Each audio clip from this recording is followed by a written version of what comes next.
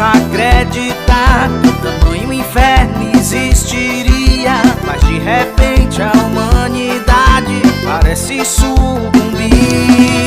Batidas nos portões ecoam, prenúncios do temido dia.